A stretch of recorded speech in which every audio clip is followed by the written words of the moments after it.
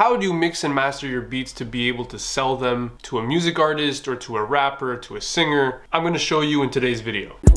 Just that presidential head of state. Only thing I ever care about is getting paid. Rollie on the left, dreams getting cake. My toes at the party getting swayed. What's going on, guys? My name is Tiny. I'm a music producer, songwriter, rapper, singer. Like I usually do, I make beats every single day, and in today's video I'm going to show you how I mix and master my beats to be able to sell them to other artists, because you want to have that quality sound without being way too distorted. So there's a balance to be had when you're mastering something, and when you're mixing something you want to have that oomph of a bass, but you don't want to have too much or too little. There is a balance, and I'm going to show you guys how to do it. So let's get right into it. So I made this beat today, played the piano for a little bit, and then I found a couple chords and melodies that I wanted to put together, and then I made this.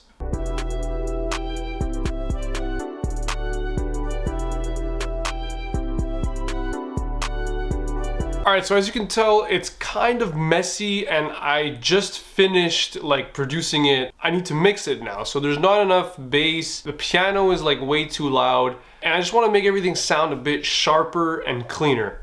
So the first thing that I'm going to do is slap on an EQ on every track and then remove the bass for anything that's not my 808, sub bass, or my kick. So I'm just going to copy paste the same EQ on all of them. That removes the low end just to speed up the process. Okay, so once that's done, it's literally going to sound so much better, and you'll be able to actually hear your bass a little bit more.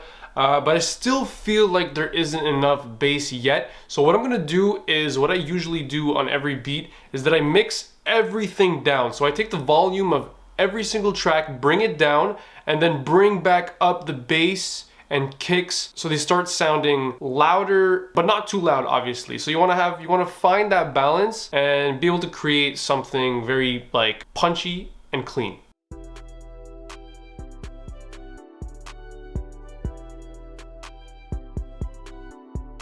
So once you're done that, you're gonna have to obviously bring up the master volume of your computer or whatever just to compensate, because everything's gonna sound super low. It's one thing I didn't tell you earlier. And we're gonna bring everything up at the end with the mastering process. So that's what's gonna create that nice punchy and clean sound at the end. But for now, I want to kind of clean up a bit some of the instruments.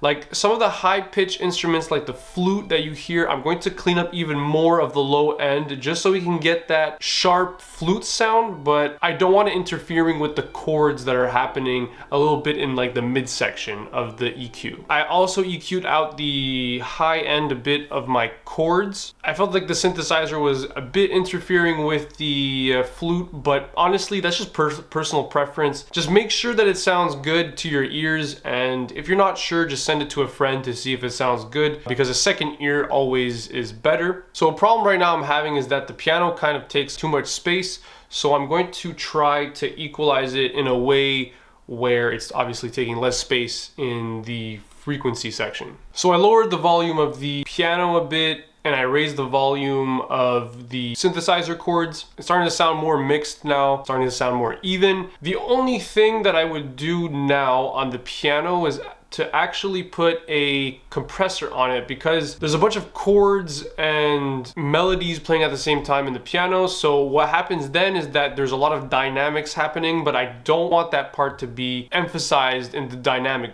department.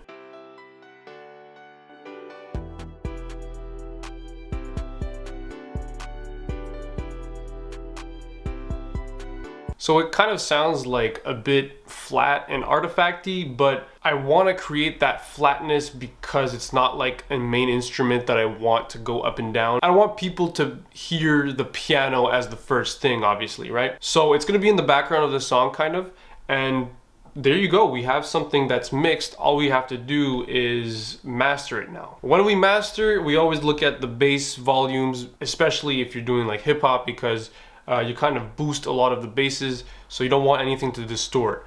So I'm gonna put on isotope right now, and we'll start the mastering process.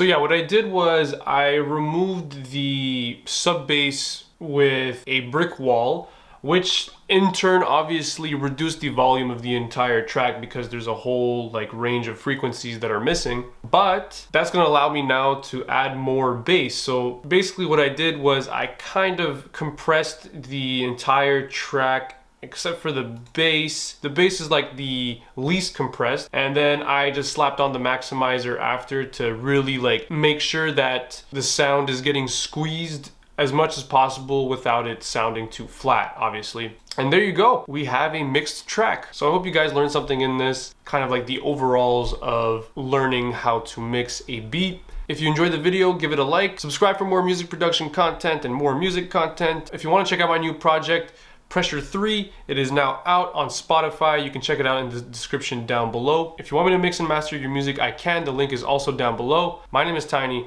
and as always, I'm signing out.